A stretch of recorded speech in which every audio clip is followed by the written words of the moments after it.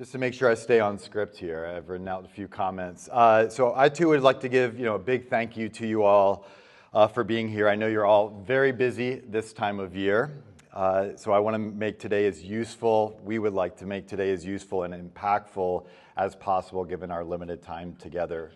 Thank you for your time, your brain power, and sharing your experiences and wisdom. We're truly here to learn. I also want to specifically thank Stephanie Solinsky for hosting me at YCEDA during my sabbatical this academic year, and where is he? Mark Stover for being a powerful ally in fundraising and his passion to rapidly transform ideas into action. I am thoroughly inspired by both Stephanie and Mark as colleagues and friends to come up with solutions for urgently needed soil health challenges. Finally, I want to immensely thank the companies that hired me as a consultant to help lead this effort during my 2023-2024 sabbatical and hopefully beyond. The companies are Barkley Company, Smith Farms, Four Little Devils Farms, Diorigo Brothers Company, Nutrien, Gowan Seed Company, Dune Company, and RDO Equipment. I will continue to make you proud. In keeping with these acknowledgments, we also want to acknowledge and thank all of the land stewards we have in this room and beyond. At the heart of what we're doing here is learning together how we can steward these lands in sustainable ways and continue to grow healthy food for generations to come. The folks in this room are clearly dedicated to this task, and while we get to learn from each other in the latest research, we also want to acknowledge and learn from the original stewards of these lands. While the majority of the current land stewards are of European and Latino descent, the land where we are gathered is on the traditional home of the Quatsan and Cocopah peoples. For thousands of years, they farmed these rich river bottom soils, growing mainly maize, squash, and beans. Although soil health is a new buzzword, the concept of soil health is very old. Indigenous peoples treated soils with respect, just like one of their own family members. They were the original human stewards of soil health here in Yuma that we now benefit from today, and we have much to learn from them. Whether long ago or now, human lives depend on these soils, and it is our collective experiences and wisdom that will allow soils in this region to remain healthy for hundreds of years to come. The overall vision for today, so why are we doing this, is to continue to work together to advance our collective understanding of soil health here in desert agriculture, specifically here in the Yuma and Gila valleys. We'll begin during the first hour or so with education among our entire group to better understand the state of knowledge from scientists and specific perceptions of soil health from individual growers. But the special sauce will occur after that when we spend our remaining time together in smaller groups discussing, brainstorming, and listening together about the status and future of soil health here in Yuma County.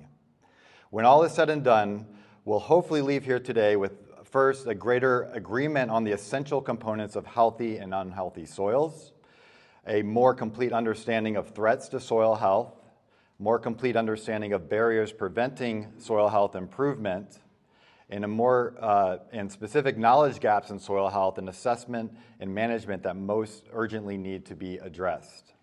After today, the next steps will be to crystallize and distribute a meeting summary that will all be available to you that reflects the group conscience, followed by a high-profile Desert Ag Research Symposium on soil health in January, followed by a knowledge mapping exercise with world-class soil health researchers to help formulate a strategic plan forward to build teams and pinpoint funding to make us all as competitive as possible to address the urgent needs that you all identified today.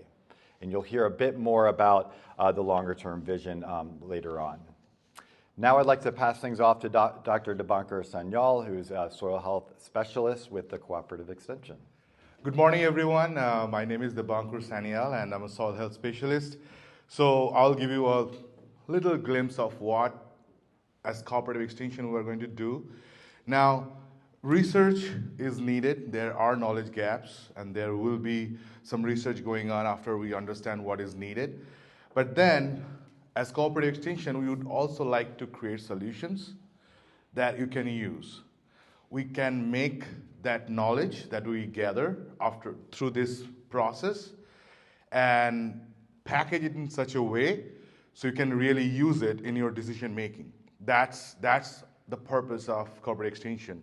And that's where I and Mr. Robert Masson, he comes in. We together will work on this, like make sure that whatever we understand, it is usable by the industry, by the growers, so that all our research is actually targeted to help benefit your production and help us make better food for our sustainable future.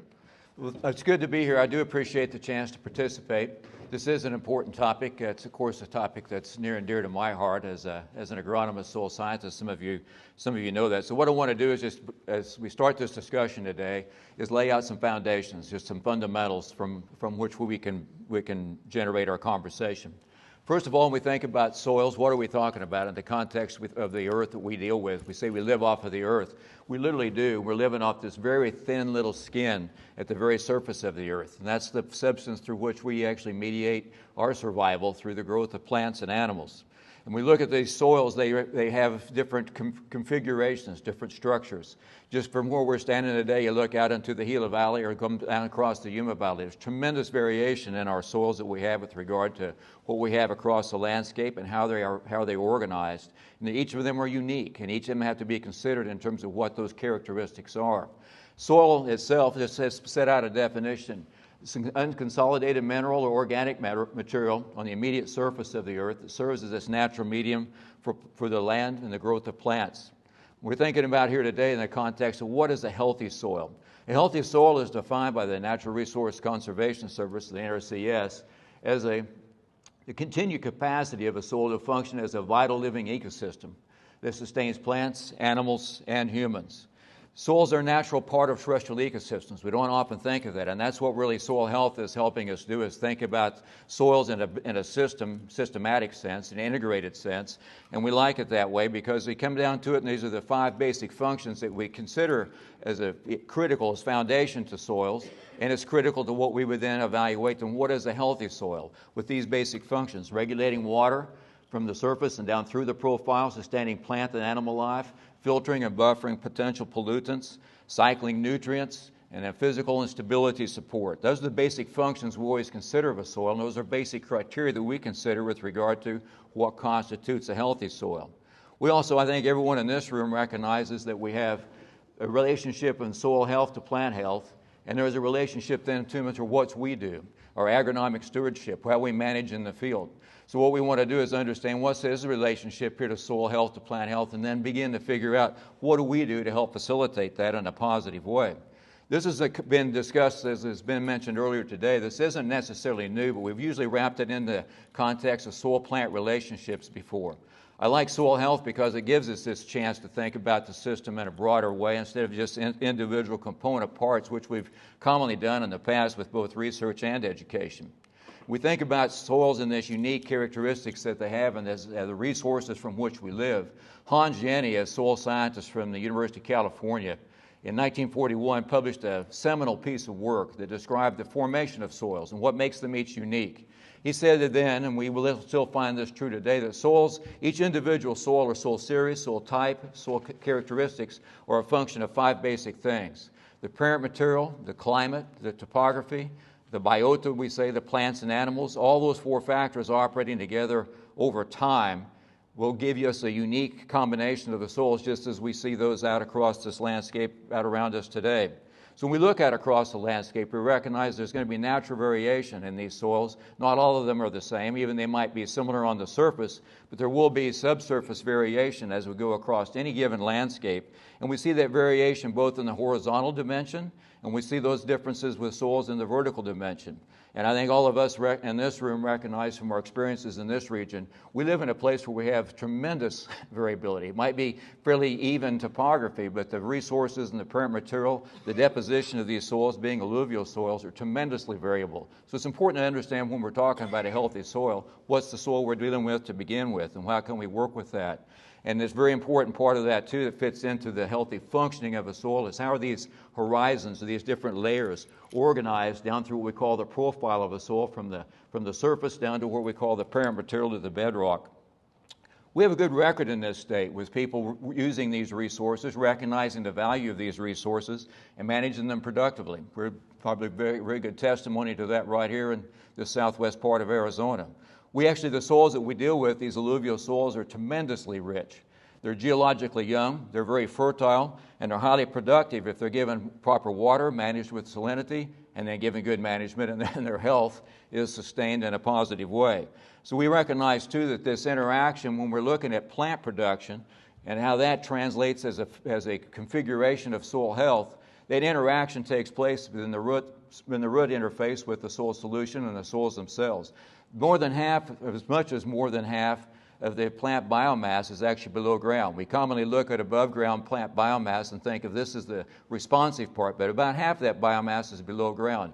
All of the mineral nutrition, all of the water, and mechanical support is provided by that root system, mediated through that soil system. So that root system is very important for us, and it's important for us to understand, be cognizant at least of the fact that how these plants grow and respond to that environment is coming through that root system exposure to the soils. And what's a normal root system as we look at that? Plants vary tremendously, just as they do above ground. They vary below ground with regard to their structure, their morphology, the way they grow. This is an example of just some basic desert plants, some native plants, but all of our crop plants have similar characteristics. They each have unique characteristics above ground, and they all have a unique root system. What's normal? What are we looking for? What we think about in terms of that root system interaction in terms of soil health can be very impactful. For example, this is an example of a 3-week-old lettuce plant, seeded lettuce. We have an open profile, we have nice root development, and you have a soil profile where you have obstructions, compacted soil profile in this case. It could be you have just differences of discontinuity and layers in the soil profile, or a caliche layer for us out here in Arizona that can impede that root development. So it's important for us to know what we're dealing with and how this is impacting the plants that we're working with. Therefore, we come back again to looking at this soil health as a function of how these soils are organized, not only across the landscape, but in a vertical profile horizon organization as well. So it's typically when we take soil science and we take soil health and concepts like this, we break it down into 3 parts. We say there's a physical, chemical, and biological realm to consider. Just considering the physics of just very basically as we start out today. Probably the first characteristic could be soil texture. Soil texture is a function of the sand, silt, and clay. We actually classify soils as this general proportion of sand being from 2 millimeters to 0.05 millimeters. Anything above that's gravel and rock, and all the way down to a silt that's intermediate, and then a clay, very small particles. These clay particles are less than 0.002 millimeters in diameter. We call that the 2 micron fraction. It's colloidal in nature. It's very small, but it's highly reactive. And any amount of clay that we have in a soil is going to have a high reactive capacity with regard to that soil's chemical and physical nature. We classify these soils in relation to the proportions of sand, silt, and clay. And we can recognize just from the textural triangle the high impact that clay has in the general characteristics of a soil, having the clay denoted in the name all the way down to 20% in some cases.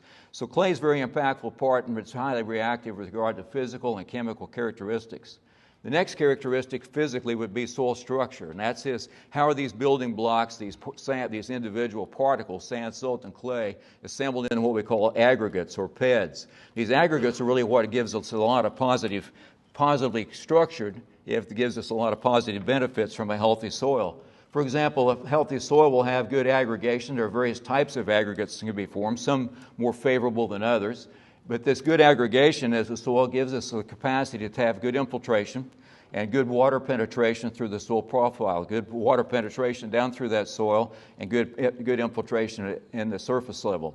And that's true not only for the water, but also for the air and gas exchange. These plant roots have to breathe, respire. Microbes are breathing and respiring. What we want is a good gas exchange from these soils as well as water movement through them as well. That's a function of texture and structure. When we have a dispersion of these soil particles and the breakdown of these aggregates, that's an unhealthy situation, because what we have then is we end up having a ponding of water and a problem with infiltration on the surface because of dispersion, compaction, or poor soil structure in this case. So a healthy soil will allow us to facilitate movement of water into the soil and down through that soil profile, maintain that healthy relationship to plants. Also, That's what's the function that we depend upon for salinity management, sodicity and salinity management, to leach and to maintain these soils at a proper salinity level with regard to that penetration of water through the profile. That leads us then into the connection that we'd have with some basic chemical features of the soil. It comes back to these clay particles and these secondary minerals in the soil that develop as a function of these, as a part of this clay evolution or genesis in soils over time. These clay particles take on a net negative charge. That net negative charge gives them the capacity to interact with positive ions, cations. Most of our cations are associated with nutrients.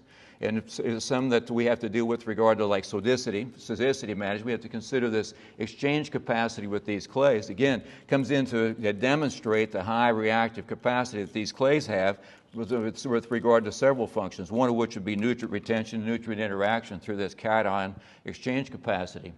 Nutrient management that comes down for us to have basic goals, and this is the intersection we've commonly had that then ties into what we're talking about today in terms of soil health. We've said what we want to do with good nutrient management is optimize plant production and profitability, conserve our natural resources, and very importantly, enhancing soil health and productivity. That's kind of how we've always wrapped this in the past, and that's where we commonly have seen that. That ties into another feature with regard to basic soil characteristics. That would be the biological characteristics. This has also been something that's opened up a lot in the past 30, 40 years. I've been in Arizona now 37 seasons, almost 40 years. And in this time, it's incredible the amount of work that's been done to expand our knowledge, particularly in the biological realm of soils. And I think that's kind of opened some doors with regard to increasing interest in soil health. Our analytical capacities have given us a better understanding of the tremendous amount of biodiversity that exists in these terrestrial ecosystems, in the soils, and down below ground. And below ground biodiversity turns out to be a key resource for maintaining functioning ecosystems as a whole. Below-ground biodiversity is a key resource for us biologically, particularly for today and into the future.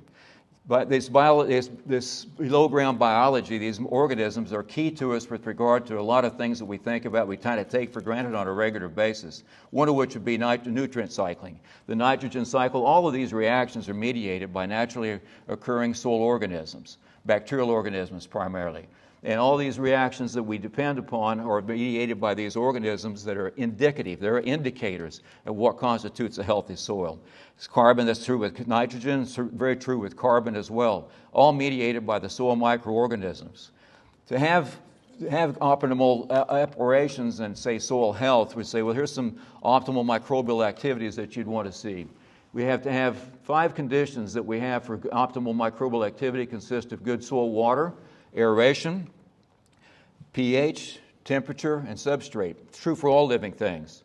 And that's true, of course, for the organisms in the soil. And so when we're looking at a soil that was constituted, say, evaluated with regard to its health, we have to think about it in the context of, are we providing, does it have adequate moisture, adequate temperature, pH, substrate, et cetera. That's all indicative of what constitutes a healthy soil to help facilitate microbial action in a proper manner.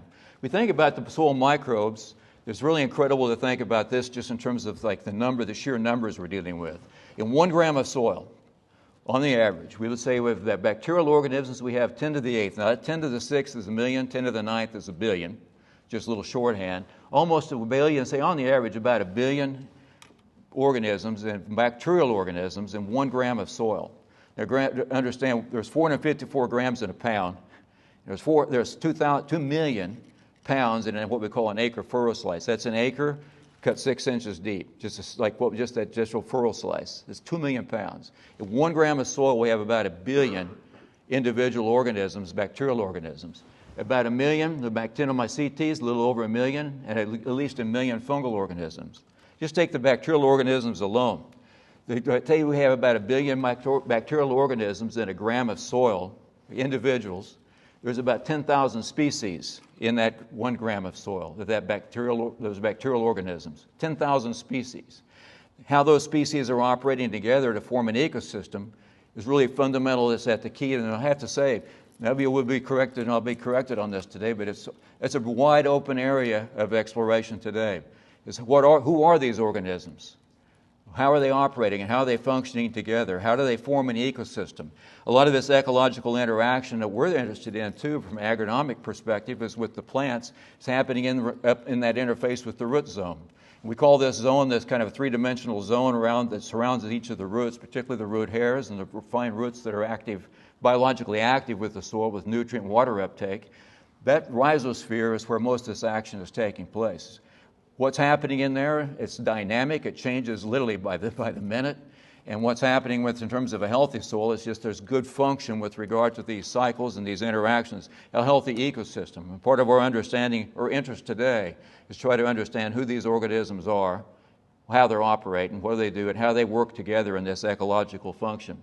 Some other important points I thought I would offer today is to recognize with regard to a lot of discussion about improving soil organic matter in the context of soil health. Crop residues and plant materials are important for us, and we return tremendous amounts of them right here in this region, right out here where we're working today. But it's important to recognize crop residues are not the same as soil organic matter. Crop residues are organic material. We return those into the soil, and following microbial decomposition of these residues, we can produce some stable organic matter. So there's a lot of it then, a lot of this material that's put into the soil are all attacked by these organisms. These same organisms are trying to protect and promote. That's their substrate and food. And a lot of it burns off as CO2 as they digest it. They consume part of it in their own microbial biomass. They need the food. They burn a lot of it off as CO2. Then we get some that's left behind. We call this humus, or the soil organic matter. The stable soil organic matter is left behind. It's a small amount in our desert soils. And then we get some mineralization. That's where we get out of the organic materials, we get some ammonium, sulfates, et cetera, some mineralization that comes out of that. But it's important to recognize plant residues are attacked by these same organisms who are trying to facilitate, and that's good, and they burn off a lot of that as CO2. And soil organic matter levels in these desert soils are commonly 1% to 2%, commonly less than 1%. And why is that? That's because of the natural conditions we're dealing with, high temperatures, high pH, well aerated. If we put water on them and put nutrients in there and add organic materials, residues back into the soil, feeding those organisms, these high temperature conditions particularly facilitate a dissipation of this organic material into CO2. And you just look at a map of soil organic matter in the United States, and you can see this is common in the Intermountain West. It's a function of climate, and it's a function of the conditions we're in. So we have to kind of set some realistic boundaries on ourselves with regard to what we expect from soil health. It's kind of like our health. It's kind of like me. I might be very healthy, but I'm not going to go out and I won't try out for an NFL football team tomorrow. But I still might be a very healthy guy for my age, I hope. But it kind of puts it into context. So we're not dealing with Iowa or Minnesota or Kansas, in this case, Kansas soils. We're dealing with Arizona soils. And Arizona soils out here in this desert are typically low organic matter materials. So from this, I think I wanted to just lay out a foundation. We recognize there's some fundamentals associated with soil systems that we need to take into consideration as we consider this relationship of soil health to plant health, and then very importantly, our stewardship and what we do to help facilitate a healthy soil, healthy plants, and healthy environment for us to operate and work in. I appreciate the chance to be here today. I appreciate your attention this morning, and as we start this off, and I look forward to working with you as we continue this discussion. Thank you. Okay. Yeah. Through your experience, what's the best kind of farming setup that you've seen with regards to maintaining soil health practices? That's a good question. And of course, there's a lot in my experience, those experiences across like just Arizona and the desert Southwest, tremendous variation. And so you can say there's some complexity to that, but I'd cut it down to some very basics. The basics, one of those things would involve rotations. And I think most of us recognize crop rotations are important with regard to the types of materials that we're returning back to the soil. So just take, for example, a lot of rotations. We're not doing it so much in this area right now driven by economics. But one of the features of a good rotation would include the inclusion of some leguminous plants, like alfalfa has commonly been a good one for us. Tremendous amount of root system deposition takes place with alfalfa. It also is a legume, so it fixes nitrogen. There's a nitrogen residual that comes along, so it feeds into this ecology, this ecosystem. We know that it stimulates. We know, most of us know coming in and following crops behind alfalfa, for example, or legumes like that, it's advantageous to us and enhances soil tilth, soil structure. We can usually see it and feel it, kind of smell it to begin with. We usually see crop responses that come from that. One of the benefits we have, too, from that type of system with rotations is we change our irrigation configurations. So we change the irrigation, and we do this well here, from sprinklers to furrow irrigation to flat basin irrigation where we can then facilitate leaching. So that's a very important part of us. Tillage management's another important feature with regard to these types of systems, and trying to, more that we've done in the recent years to try to reduce passes across the field. We're incentivized economically to do that for sure, but that also is beneficial to us with regard to soil structure, and controlled traffic systems has been used to some extent in these systems. So those types of things are advantageous to us as well. But when you come back to these optimal systems, Robert, they can take a lot of ways to skin the cat. But some of the crop rotations that we have and the way we irrigate and the configurations that we have, and I think too, monitoring what's happening out there, kind of checking the oil in the engine once in a while is good for us to do, to see what's happening, how things are changing. It's a brief discussion on that, but that's one we could talk about quite a lot. Comparative systems. Thanks, Jeff. Good point. Good question. Yeah, Mark. Hey, Jeff, so, here in the desert with the summer and winter crops and the push and the production that's going on through here and everything we put on from the river water, the herbicide, the insecticide, and the treatments, all that stuff. In your opinion, what you've seen over the years, we done good or bad? We're going up, down, we're going down, we're going backwards, where we're going? Well, good question there too. Let me roll back. Almost 40 years ago when I first came out here. I came out here from Oklahoma. And when I got, of course, that's another world. I've been out on the high plains for working as an agronomist, crop consultant before I went back to grad school, and that was out in southwest Kansas. And when I came out here, of course, it's a different climate, different system, but what I began to see was what Mark's describing. It began to accentuate, and I was thinking, my God, these guys are pounding these soils pretty hard. Back where I come from, we have a real winter. It got cold and we had a rest period. And it was kind of forced to make some changes on things.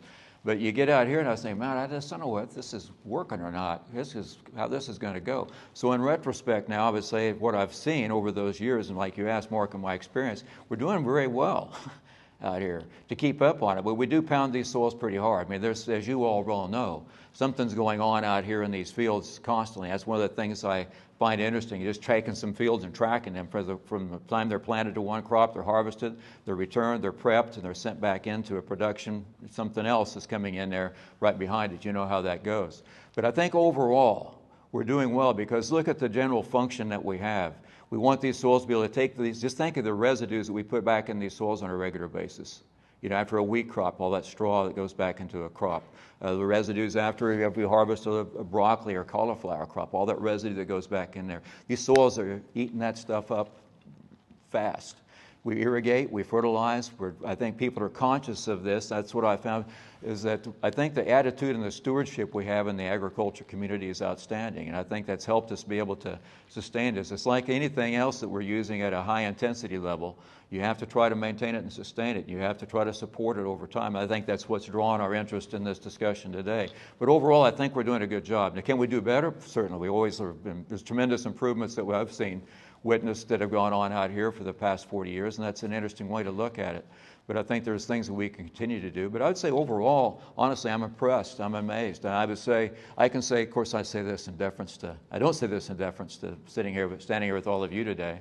But I can go around the world and say this is a class act, bar none, what we're doing here and how we're managing these soils in a very intense situation, very intense production. So we can do better, but I'm pretty impressed by it, Mark, overall. It's still, I think we push the edge a lot of times, but it's well done. Good question. Hang around for a while. Pardon me? You're going to have to hang around for a while. Yeah, exactly. We're going to have to keep these.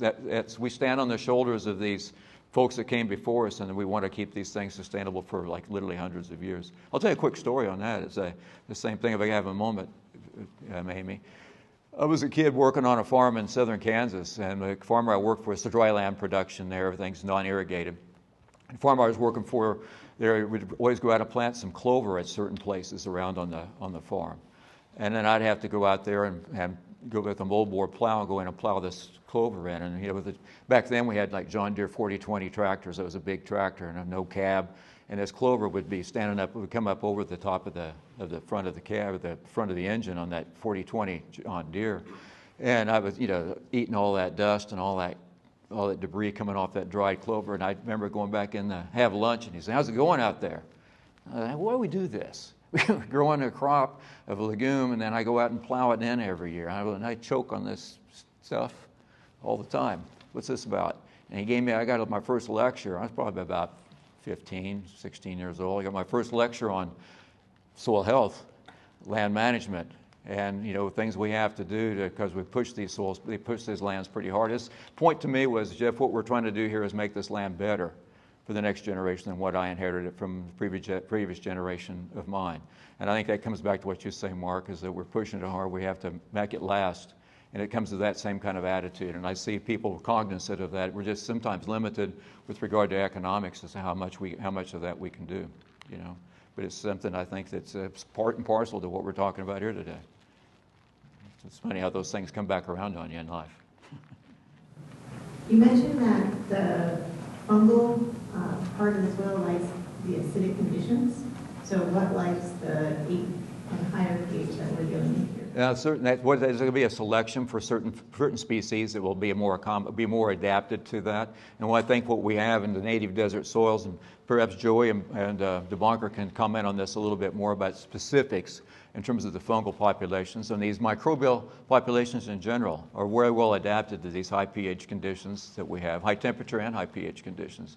But generally speaking, we think fungal organisms are, they like acid, they like more lower pH conditions, but there are some that are well adapted to high pH conditions, and we have a strong suite of those in these soils that we deal with out here.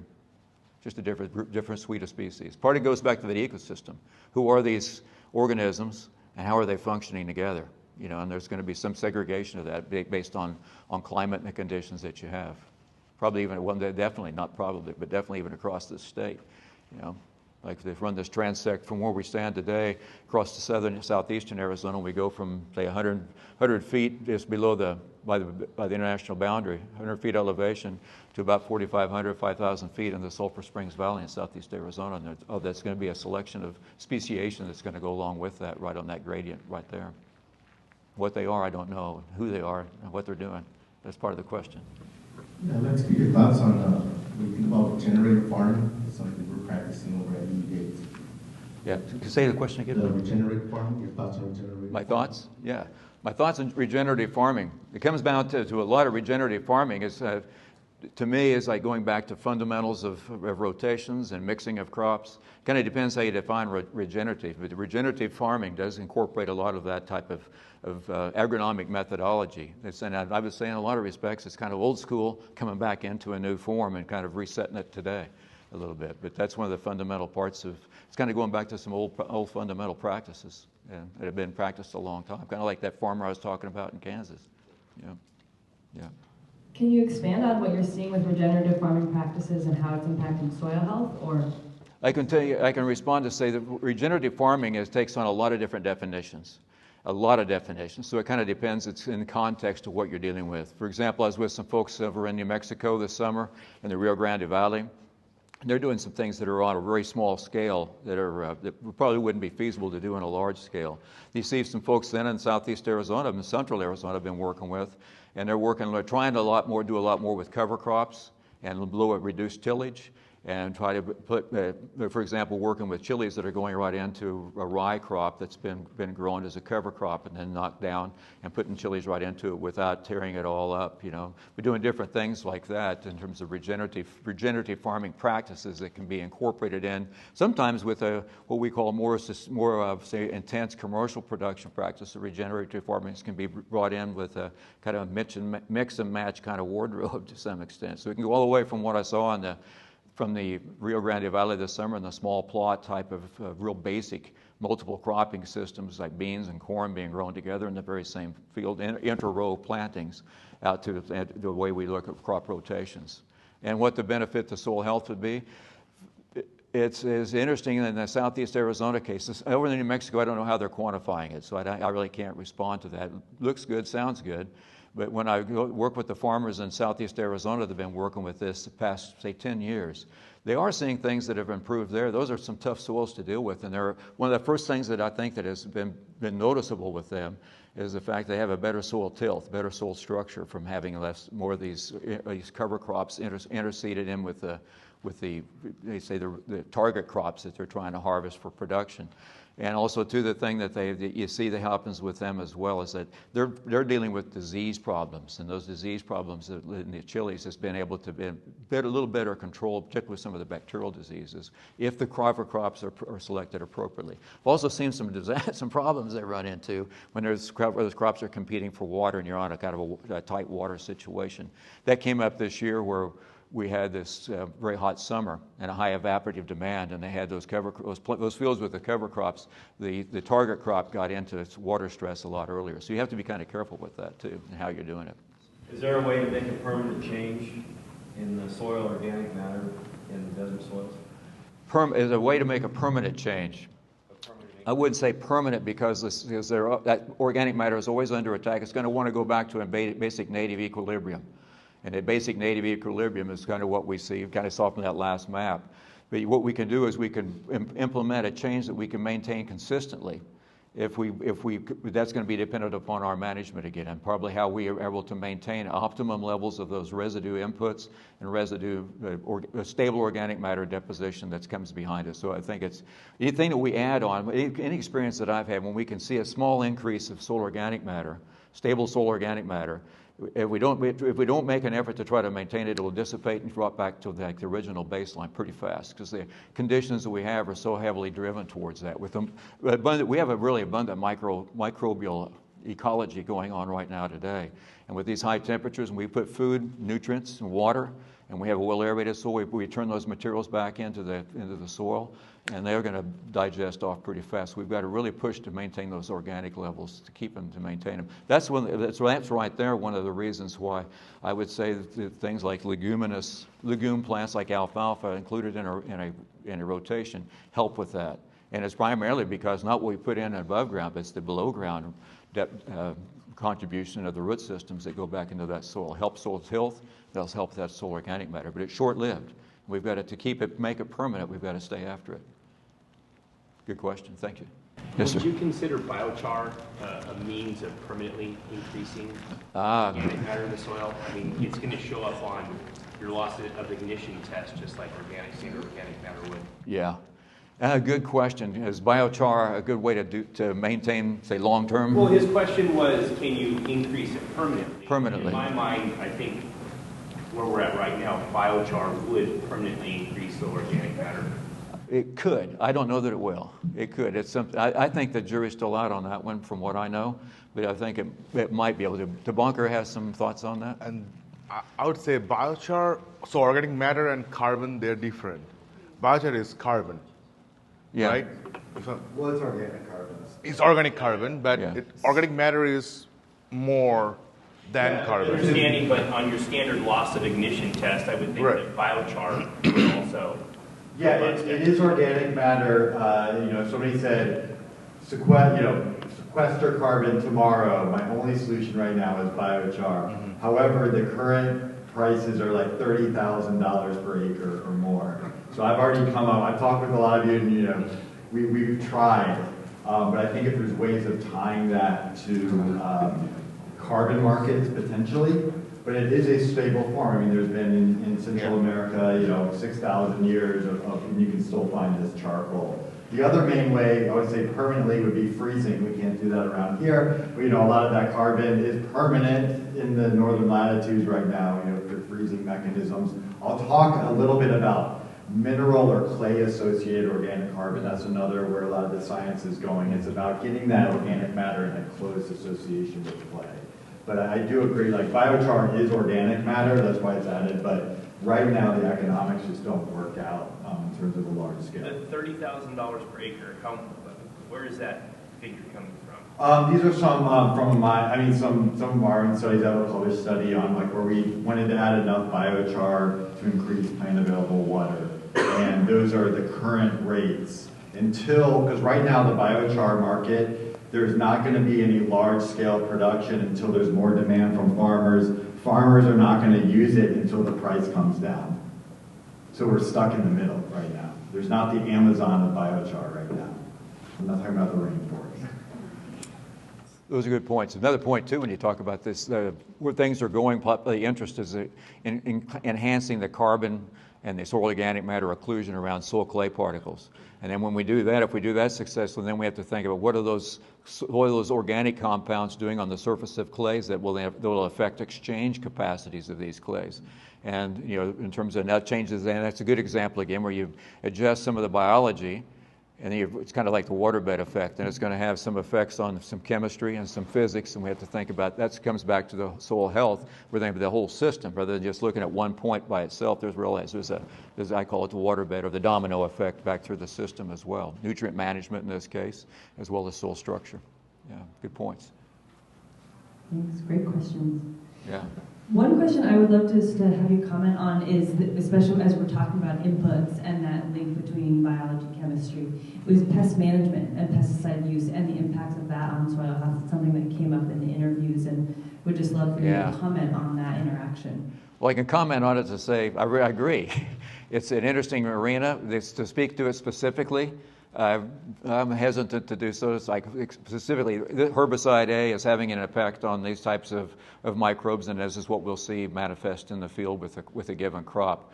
There's been a lot of evidence that these pesticides that we have are affecting the soil microbes, but in terms of how that's affecting that overall ecosystem, I don't know. What I will say is this: is that it's amazing to me the number of fungicides, insecticides that we're putting out different types of pesticides, herbicides. There's still the resilience and the vitality that these soils have. They're pretty incredible in that sense. In terms of, it doesn't seem to be a big problems, but what we do see, we do know that there is going to be an effect in terms of the ecosystem when these materials hit, because we can see it in residues. We can see it in residues and bioassays. So we know it's affecting the system biologically. It's just, I'm hesitant to say how and what species are being affected and how we can meet it. But I will also say these soils are pretty resilient. That's where the crop rotations come back again to help us kind of clean that up. The soils will clean themselves up, and the microbes will operate if we give them the proper substrates and benefits to do so. Irrigation management, fertilization, crop rotation, deposition of plant materials back into the field, watching our tillage. Those are the things that will help us probably the most on that as well. All right, so we're going to do sort of a tag team. I'm going to start things off, Debankur, then we'll come back to me to talk about vision, and then we'll end with Robert and try to keep things moving here. So I don't need to talk about this. I think this will build nicely off of what Jeff just spoke about. And so we know there is this official definition from the USDA, which, sometimes definitions are helpful. I think the key word here is about functions. And if you've never thought about it this way, a scientific paradigm, and if we can view really like that soil health is becoming a paradigm, it's very, I hated the term, by the way, when I first heard it, because it means different things to different people. It was a very fuzzy term, but now I've embraced it for many of the reasons Jeff has, because it's such a holistic way of looking at soils. And a paradigm is composed of theories, your concepts, how we think about things. It has a set of measurements. Otherwise, it's useless. If there's a theory out there that you can't measure, then it doesn't have use. And I think what we're really leading to, that's the earliest in its kind of this development, are numerical models. Another word for that is you probably use models all the time about when to add nitrogen and so forth. We need predictions about how to manage soil health.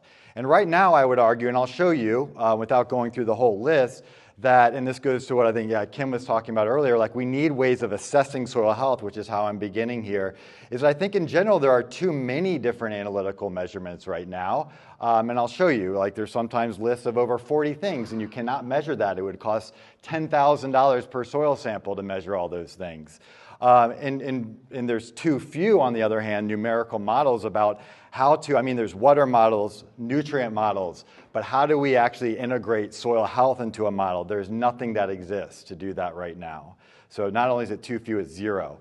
And for all of you, you are well aware that our soils are very, in our challenges faced here in the desert, are very different than what's experienced in wetter climates. Most of the theories about soil health are developed in wetter climates, and furthermore, they're rarely connected to these measurements. So the idea is that a balanced paradigm has connections between all of these. And for example, I've been to soil health conferences that really should have been called cover crop conferences. And besides, I'll mention some data with Matt and JV Farms where they actually are growing, a cover crop. We have like a year-round. I think cover crop is more of like a northern Midwest sort of concept that you can't be growing cash crops year-round.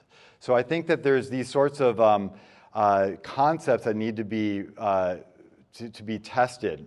And then finally, these do not always involve function. So I just told you that the definition of soil health is that its ability to function.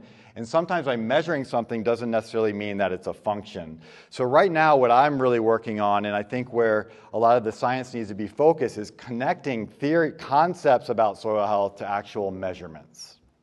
So much like if you were to go to the doctor, this is for somebody named John Doe, so it's not real data. But if you go to the doctor, they're going to give you your cholesterol or your different, maybe your blood glucose level. And you notice that there's a reference range on there about what's normal, what's below average, what's above average.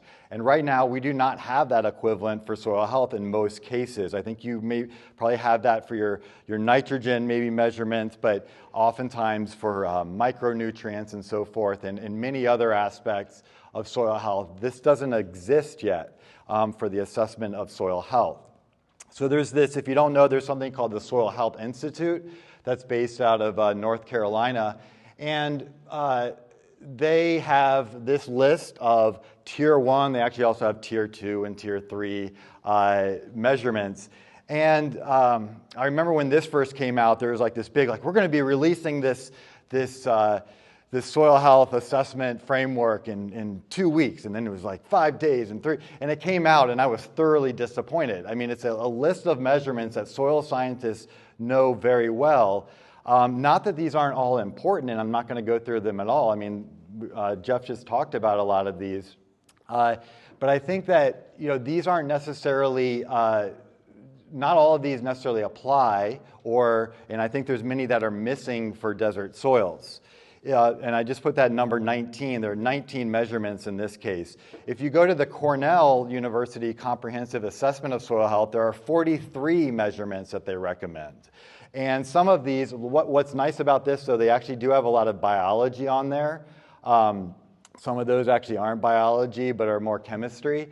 But to measure all of these beneficial nematodes, I mean, they're just ignoring mites and other, if you don't know, there's many different, it's not just about bacteria and fungi, but higher up in the food web.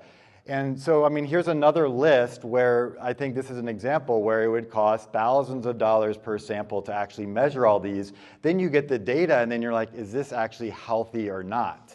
And what do you prioritize in terms of, for example, to go back to this, if you're, who cares about your cholesterol if your heart rate when you go into the doctor is 200 beats per minute, right? There's other problems you have more than cholesterol. So I think what we need to do is the equivalent in soil health is to be able to prioritize what matters most. So I published this with a colleague from the Nature Conservancy and Yale University a couple years ago, or last year, about how do we make soil health science more practical? And I just want to show you a couple of the highlights. This I basically already showed you. These are these different assessment frameworks that have been recommended to. I just showed you the soil health, and the comprehensive assessment is from Cornell University. At the bottom is this list of measurements that the USDA recommends. In my lab, we actually do measure enzymes in soils, which you can think of as sort of a bridge between biology and chemistry, because they're produced by microbes and they break down organic matter. And we've pretty much found those to be completely useless. Not only are they a pain to measure and very take a lot of time. They don't provide any useful information about nutrient availability. So I feel like what part of my job is actually getting rid of these options, like what I showed you. There's too many different measurements. Another thing to note is like they throw in crop yield. Oh yeah, crop yield is important at the very far right. And there's very few biological measurements. And I think that goes along with what Jeff mentioned, that a lot of this science is being developed very recently. And then I'd like to just show you this overview of how do we make soil health science more practical. And one of those is just knowing the directional accuracy. So if a measurement increases, is that a good thing or a bad thing? In what direction does it even go? We need to know quantifying outcomes. For example, a 1% increase in carbon leads to a 2 ton per acre hectare increase in yields. So we need to be able to have a quantitative understanding of when you increase a soil health metric, how this affects things like yield. Functional form, I'll talk about just in a second, linking to management. And then there's whole new properties on the right that we really need to add, like microbial indicators of bioavailable phosphorus, we use as the example, new scales. And then the big thing about is data aggregation. How do we combine indicators into one score? And I think that's really where the science needs to go, is to be able to say, okay, here's the health of your soil in one score. So in terms of, this functional form, is that, let's say on the horizontal axis, you have organic matter, you're increasing that, and then there's some sort of environmental or human outcome, and let's call this yield, for example. We need to know, is it a linear relationship? If you increase your soil from 0.5 to 1% or from 1% to 2% carbon, what is the form of that relationship? And at what point does it start to plateau? Because then it's not even worth trying to increase your soil organic matter anymore. So I think that we can have the biggest effects, and I think here in the desert, because we're often starting with, 1 to 2% is even, a great problem to have, but oftentimes we're starting even at 0.3%, very low. So I think a little can go a long way here in the desert. And then just to briefly connect this to economics, in this case, organic matter is the one that's starting at the top and going down as you go from left to right. And then there's going to be some sort of cost, right, of increasing soil organic matter. And ideally, and I'm working with agronomists like George Frisvold at the U of A, and thinking about the economics of soil organic matter, for example, increase, is that there's going to be some sort of optimal where it's not worth putting in more money because you're not going to get the benefits as much. So I think that's really the decision making that we need to get to. So just to briefly just show, okay, what are desert patients? What are we missing? And I think you notice that soil temperature wasn't on there, which I know isn't as important for the winter time around here, but at least in summer, what are the max temperatures experienced by soils? That could make a difference in what, as simple as temperature is, I think it's something that's rarely measured. Photodegradation is this a fancy way of just saying sunlight decomposition, really, that we know if we put plastic out in a field here in the summer, it degrades, and that's due to often to solar radiation. I think this could be an important, this really affects why, and I think I'll show some data about why no tillage doesn't always work around here in terms of increasing organic matter, because I think you actually need to bury the organic matter to get it away from the sun. Some examples of chemicals. So I mentioned, I think when Eric brought up biochar, there's mineral-associated organic matter. So these are these clay particles in close association with organic matter, which can cause organic matter to last for hundreds of years. There's also inorganic carbon that we need to consider. Phosphorus solubilization. High pH soils, phosphorus has low plant availability. So there's these other factors. And ending with biology is things like, or organisms like salt, alkaline, heat-tolerant microorganisms. We need to focus on those sorts of microbes. phosphorus solubilizing bacteria. I don't think always decomposition of phosphorus is most important, but it's about the phosphorus is already there. How do you solubilize it?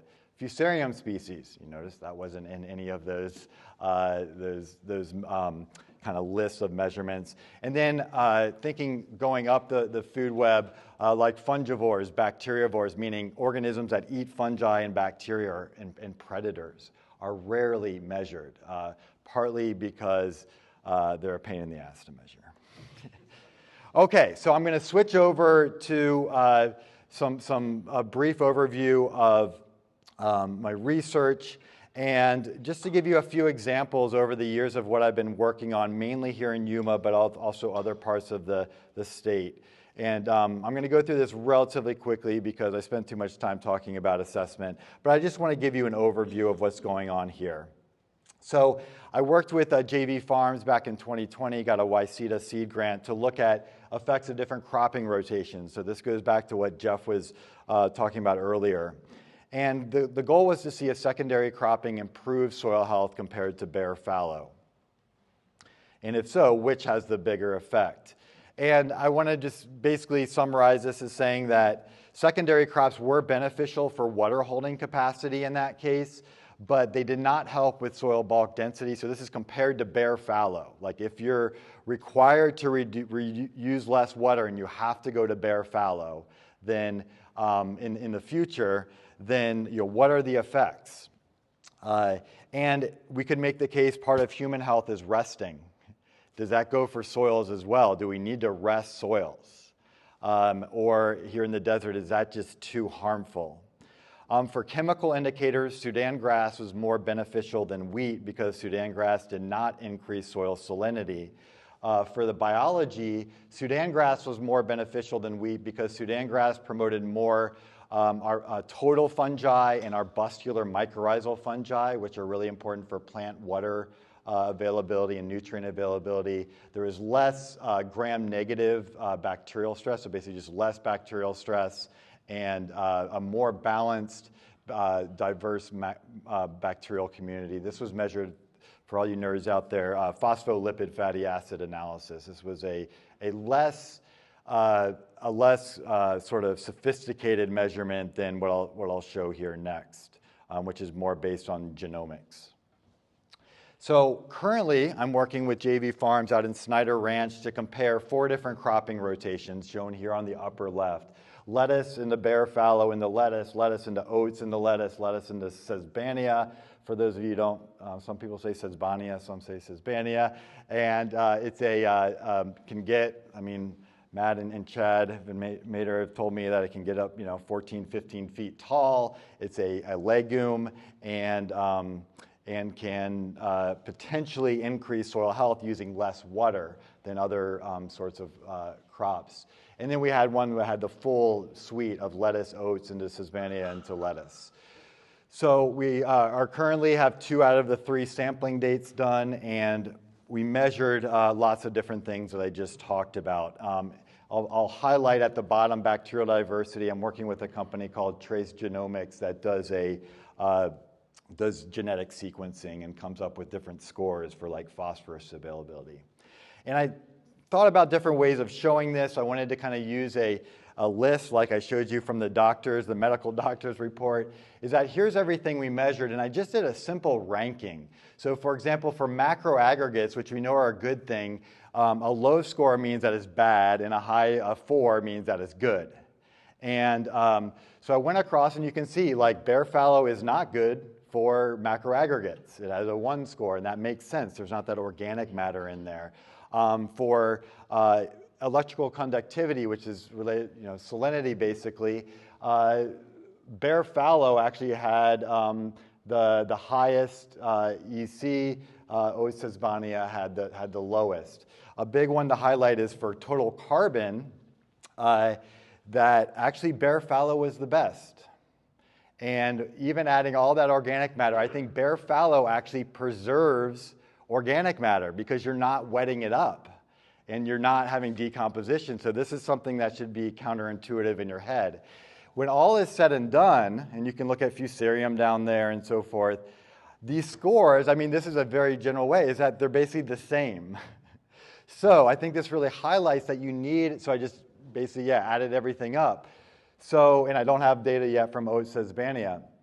So I think what this really highlights is that we have to prioritize different things. Maybe bacterial diversity doesn't matter. YCEDA lettuce makes sense, had the most bacterial diversity, but maybe like what we really care about is like carbon and EC.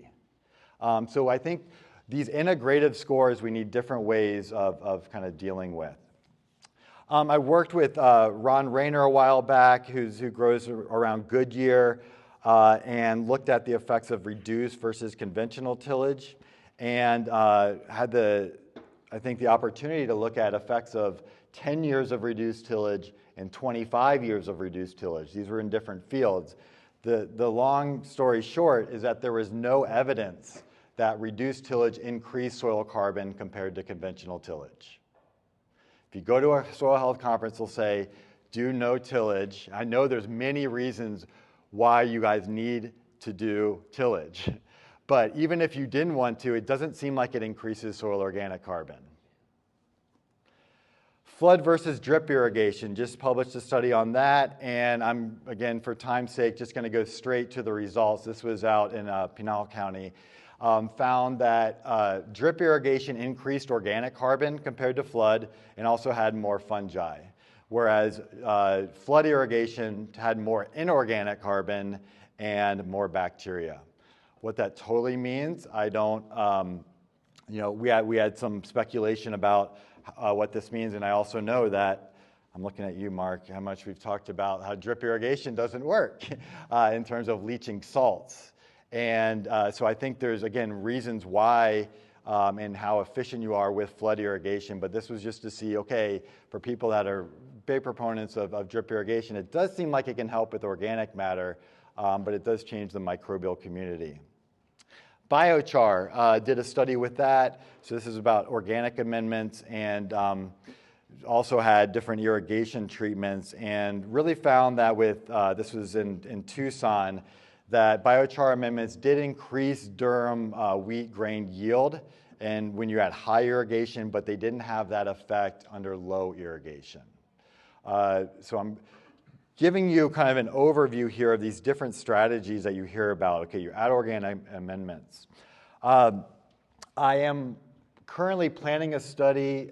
Mike, nice to see you in person. I know we've talked on the phone, and I'm in the process of I've talked with folks like at Berkeley and others to find fields in Yuma Valley where the same compost has been added for multiple years. And I now have found these different major compost producers, including 5 Rivers, and really want to see how do these different composts affect soil health. So I'm going to measure this same suite of soil health indicators. And I'm really trying to look at multiple years as long as possible. I know Hank Galza is one of they call him the king of shit. The linking of soil health to crop nutrient density. I've worked with Steve Alameda in Top Flavor Farms looking at the effects of soil health, of nutrient availability on spinach, actually the nutritional quality of the spinach. So we know spinach is an important source of magnesium in the human diet. And I found a lot of negative correlations. The one counterintuitive thing before, just to highlight is that, just to translate this for you, is that there was a negative relationship between magnesium in the soil and magnesium in the spinach itself. So you would think, okay, boost up the magnesium in the soil, that'll make its way into the spinach. It was actually a negative relationship. So I think it's more about ratios between different nutrients and how they affect nutritional quality of the spinach. So a few just other ideas, including Robert Masson. We're working with Desert Control. I'm starting up a trial probably at the Maricopa Ag Center with alfalfa, looking at kind of transforming sandy soils into clay soils, particularly for those of you that grow on the mesa. You know about sandy soils. Prebiotics and probiotics, I've heard them called by you all bugs in a jug, one of my favorite terms. There's all of these new products out there about adding microbes to soil. And a lot of those are developed in other parts of the country, wetter parts of the country, and they don't necessarily work here in the desert.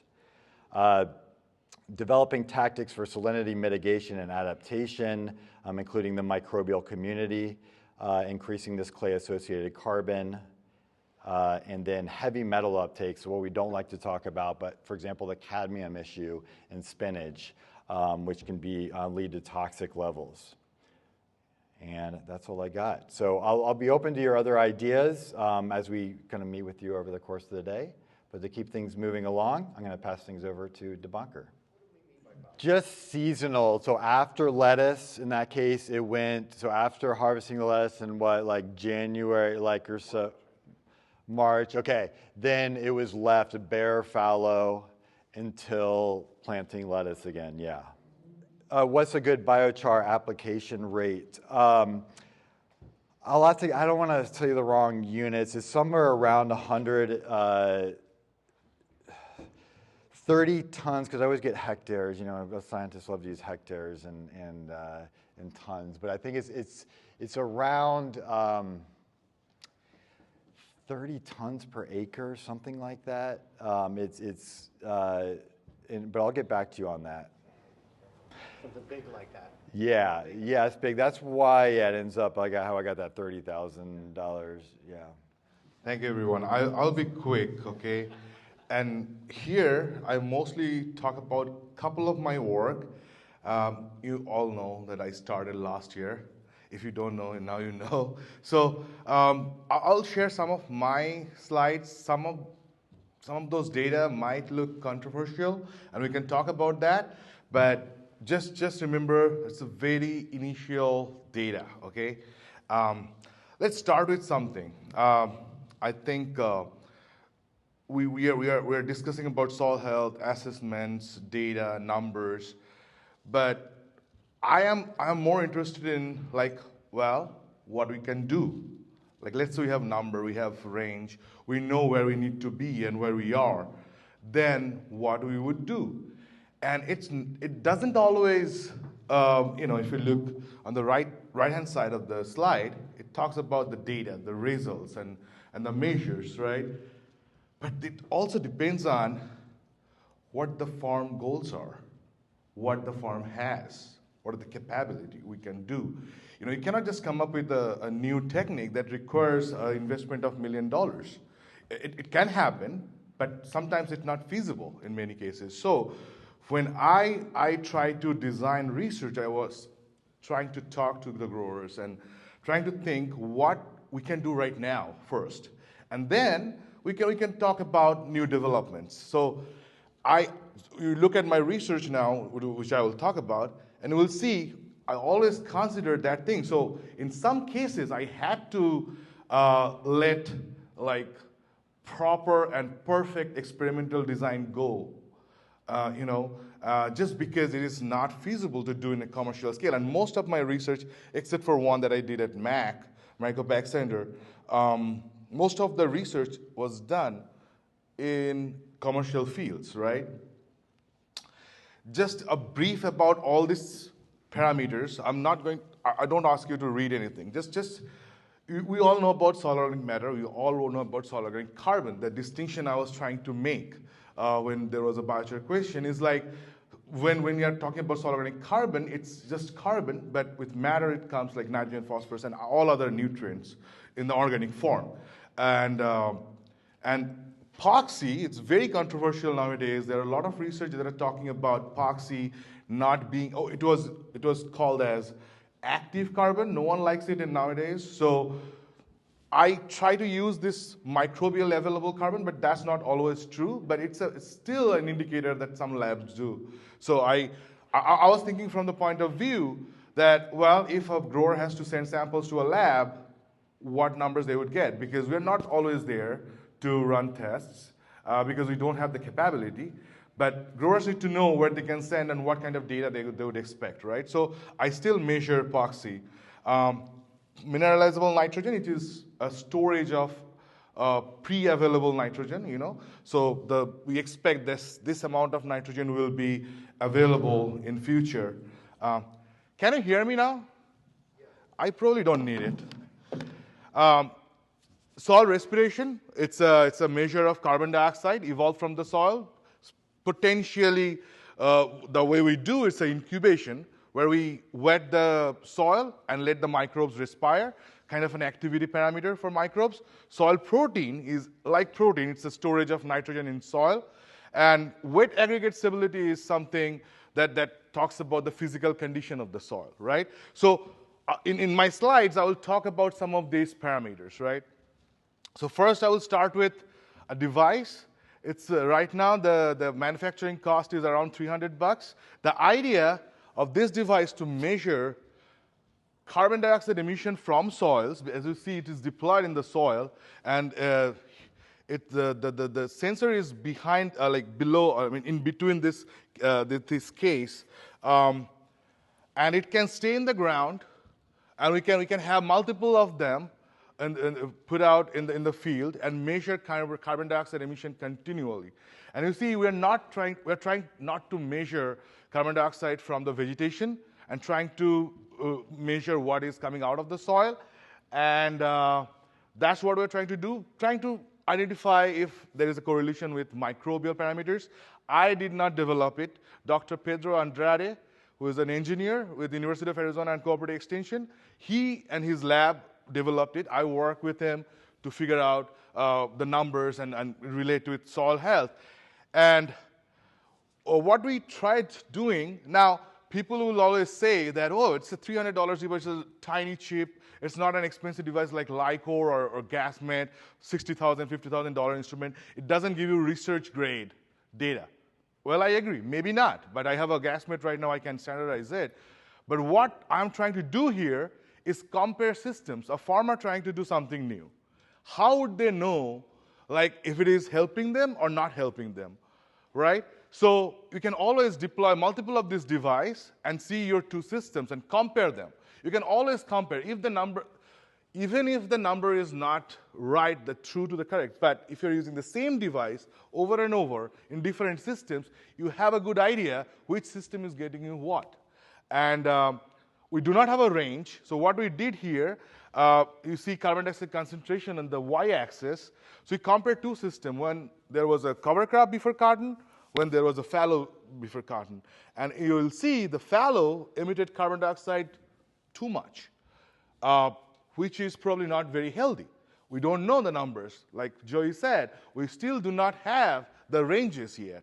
But then I will also say the ranges will be different for every farm, because regenerative farming, someone questioned about that, you did ask the question, and our soil health, we say one thing very clearly, that it's very, very specific to where you are located, what is your soil, what is your, what is your environment where you are growing, which crop you are growing, and for different things it will change. So even if we have a good range, we still have to work with each and individual farm to figure out what their soil health goals will be. So we're still working on it, but we can see clearly there is too much carbon dioxide emitted, and this carbon dioxide is nothing but your soil organic matter getting used up by the microbes, maybe non-sustainably, to atmosphere and making carbon dioxide, okay?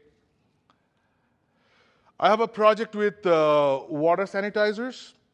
When I landed here last year, and the first meeting I had with Mr. Mark Smith, and I heard the term sanitizer first time, and I was very quick at understanding about what it is happening. I talked to Dr. Chanarok, and she's not my mentor. She's always collaborating with me on these projects. And what we're trying to do here is there are a lot of concerns, like sanitizers are antimicrobial, so it will kill microbes, good and bad both, because they don't differentiate. And there was a concern, like, is there any effect on soil health? On soil biology. So I have got one project funded this year, so I haven't started yet. We just started sampling on the biology. So I will show some initial data.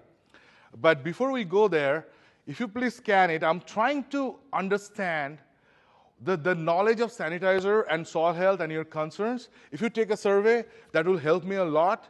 so I can design my plan. But I will show a first-year data, which is pretty warm now. I don't have all the parameters that I tested, but I will show some data. And again, I said, it's just 1 year data. I don't trust all of it because I want to see it repeating.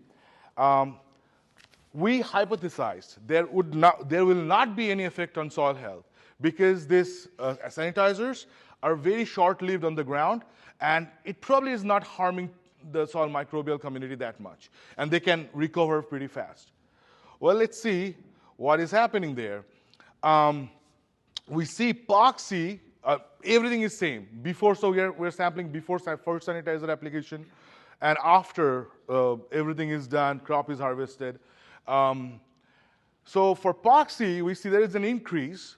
Epoxy, like I said, it's a labile carbon, so microbes can utilize it. So I see it's increasing, probably saying that there is not enough microbes or microbial population is going down, and that's not using up all the carbon that they have still. And soil protein, again, microbial parameter, nitrogen reserve, it's going down. Now, if we look in the chart, we see if we have a PAA-based, it is overall kind of reducing soil protein. Now, it's only soil protein, both of these charts. In many cases, the soil protein is decreasing in different sites. We have 5 sites now. And then in some cases, it's increasing. So it's, again, I said, it's very, very specific to where you are located. You can talk about overall, but at the end of the day, you have to talk to farm, field to field. Cover crops, we know all the good things, but I want to look at cover crops in a different way and not to do green manuring. You won't till it in. How you can still use some benefits like microbial diversity and microbial health, weed suppression, and all these things. So I've been sampling all commercial fields. Some of the producers wanted to work with me, and we designed some cover crop mixes. And these are all these different crops. So BL, broadleaf, GR, grass, mix them differently. So the blue is like for summer, fall, and winter, like cooler season is the bottom. So what I did, you see on the left-hand side, you see different ratio and proportions. And see, our soils are not good, a lot of sodium problem, high pH, a lot of nitrogen left in the soil. Now try to look at soil health. What is happening? I see pretty continuously, like even. So epoxy, respiration, and stability, we see it improving. And then there is another thing that I am most interested about is the quality of the mix forage, the mixed cover crop. I'm trying to utilize it as a forage. How do I compare with the traditional alfalfa and barley? Now, alfalfa, we cannot have another crop like alfalfa or other things. But barley, maybe we can have a mix which is better than barley. And look at the water use. You won't believe me, this is all the growers' numbers. We measured it, and we are actually saving a lot of water. And sometimes there will be salt problems, but we are not seeing the salt buildup because of the diversity maybe. Some of those mixed crops may be taking up some salts. We don't know. It's very initial. But we are seeing less irrigation use, quality-wise similar, yield-wise not as much as alfalfa, but pretty similar as barley. But we need to do a lot more research to go there. And I have 2 other, one with like deficit irrigation. I don't have the data yet. We're measuring that. Barley and wheat, we measured because I believe with deficit irrigation there may be some salt problems coming up because we always like to think about less water, but water is also salt management. We all know that. And amendments. We have trials. I'm working with Dia El Shika, who is the irrigation specialist. We'll be looking at several amendments, and that's it. And thank you so much. I think Joy would continue. So this will be just a few-minute overview, I promise, of I wanted you to see besides what we're doing today, what the overall intention of what we're calling DASHI, or the Desert Agriculture Soil Health Initiative. So to look at this in terms of, say, the next year versus the 5-year goal versus, say, 10 to 20-year goal for this effort, I'd like to break out a few of these things, including what we're doing today, which is to align on the definition of soil health, the threats, obstacles, and key knowledge gaps, which we'll be doing here after our break. I mentioned in January 9th, we're having our Desert Agriculture Research Symposium, this time just focused on soil health. So please mark your calendars if you don't already have it for January 9th. We are going to then follow up. So we wanted to start with you all, the stakeholders, the growers in industry, and then we're going to bring in researchers. Oftentimes in academia, it's the opposite. We think we come up with this great idea in the ivory tower, and they're like, okay, here's what you should do. Here we're trying to learn from you what you see as the knowledge gaps and work backwards, then build teams to hopefully get lots of money and research, and hopefully some foundation gifts as well. In the spring, I'm going to be doing a little road tour, and I want to thank Jesus Tovar, who's not here, for helping to enable some of my travel for this. I'm going to be going to Washington, D.C. to meet with program managers, folks from the Soil Health Institute, policymakers. So through the U of A, we have federal relations people that hopefully I can meet with some and find some champions to sort of act as an ambassador for soil health here for you all. So if there's ideas you have about that and how to sort of get the ball rolling in Washington, D.C., kind of from a top-down mechanism, please let me know. And then the UN, the United Nations Food and Agriculture Organization, I'm planning on trying to set up a meeting with them as well, just to sort of let them know the issues here that we're facing in desert agriculture. Because there's lots of just conflicts in the world in desert regions. So I think beyond just Yuma, there's things that we can learn and really to promote food security around the world. And then we're really going to culminate this year with a strategic plan document that will be publicly available about how we see the teams, how we're going to address the priorities that we identify today, and really want to help have this strategic plan ready for when we have big grants that come up, that we can make ourselves more competitive. And really an important part of the spring and summer, I know all of you are in industry, but here I'm more referring to soil health, kind of enhancement, soil health testing, these sorts of non-grower industry partnerships, fertilizer companies, microbial inoculants and so forth. I think we really need to be able to integrate so that you already see how much I love triangles, that there really is a triangle here about growers, researchers, and then the broader ag industry. And ideally what we can do with this, you got to think big or else things don't happen, is to be able to integrate this with government, foundations, rich people that care about this, right? There's such a passion among even like the Gates Foundation, the Rockefeller Foundation, MacArthur Foundation for these sorts of feeding the world sorts of big challenges. We've also, from interviews I've had with many of you already, we've talked about food retailers. How do we, more and more the consumer wants to know about the story of where their food was produced. And I think if we can tell that story more effectively, I think in really, I know oftentimes they're the ones that are kind of breathing down your back, but I think that we need is to really be able to help show them how this is indeed sustainable, and climate smart's a big buzzword lately as well. How can we make this more climate smart?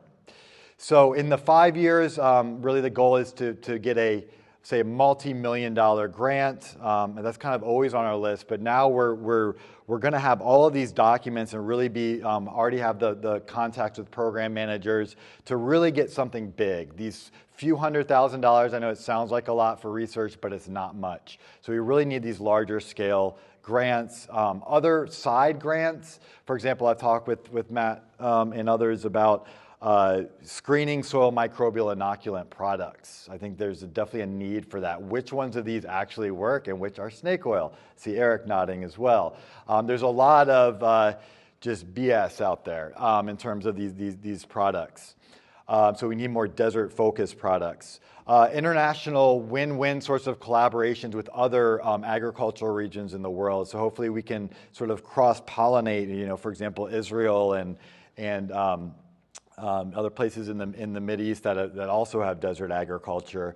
And there's been a presidential the UA, not the U.S., but the University of Arizona Presidential Advisory Commission report, and we'd be happy to send that to you all, about the future of agriculture in a drying climate. And one of those recommendations I was very happy to see is the creation of a Center for Soil Health. So hopefully there'll be some funding mechanisms to actually create a Center for Soil Health that can be across CALES, which is, again, the College of Ag, Life and Environmental Sciences, YCEDA, and Cooperative Extension. I think along with folks like Alex over there getting coffee, hi Alex, we're building philanthropy and foundation funding mechanisms. And something that I haven't mentioned yet, there's commercial soil testing labs for soil health, but a lot of those aren't producing, again, the data that we need and that are more desert focused but there is a need to work with commercial soil testing labs to get prices down, to get the measurements more relevant. And then finally, this is like, where do you see yourself in 10, 15 years? But this is really about thinking, you saw at 5 million. Now we really want to aim, and I've talked with some leadership at the U of A, really aiming for these sorts of $100 million sort of scale, MacArthur Foundation grant, to implement. So the next 5 years is about testing, not just more research is needed, but really testing these specific questions that you lay out. Then we really need way more money to help implement this at a larger scale. So this is the scale that I'm thinking about, not just a few $100,000, but a few $100 million to really reach up to that level. Projects with international collaborators, and maybe dropping the Y from YCEDA. And not that we don't care about Yuma, right, specifically, but this could be the center of excellence in desert agriculture in the entire world. Really, that this is the place, the way I've heard it put is a lot of times desert agriculture are in third world countries. We have the opportunity here as a first world country in a desert climate to really develop this knowledge that can be applied globally. So I hope that you can see that we are dreaming big here, and I welcome your feedback on this. Well, hello, everyone. I want to thank you for inviting me to come here today and speak with you. I'm really happy to be a public servant here in Yuma, serving the ag community.